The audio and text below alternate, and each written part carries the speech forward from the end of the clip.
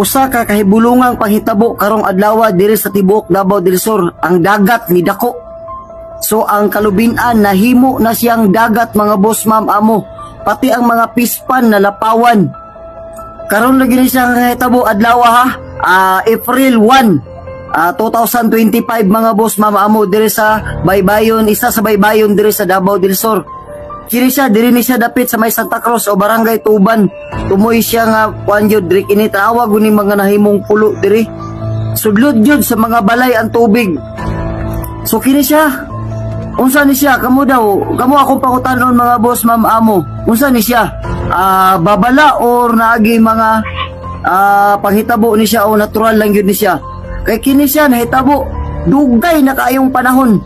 So karon natay mga nahinabi nga mga katigulangan diri, kini daw diring dapita sa unang panahon, tubig daw ni daw.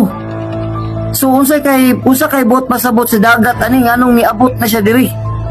So nalubong lagi siya no, nalubong lagi ang mga balay pati ang mga kahoy diri tanawa ninyo. Grabe na yun. Pati na yung layuan giabutan siguro ni dagan siguro hapit mag 1 kilometro gikan sa Baybayon gyud mga boss ma'am amo. So tanawa na siya muna siya ang tibuok barangay pero unsay nahitabo.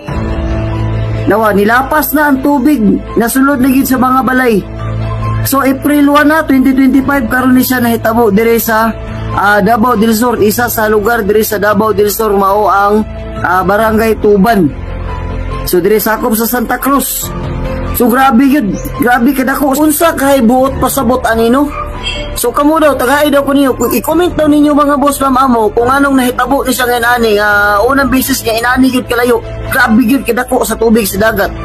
So dili ni siya sa Davao del Sur. So kato mga taga Davao del Sur nahitabo ko ni sa may uban pod nga party pod sa Davao del Sur. Kinahanglan jud mag-amping tong tanan.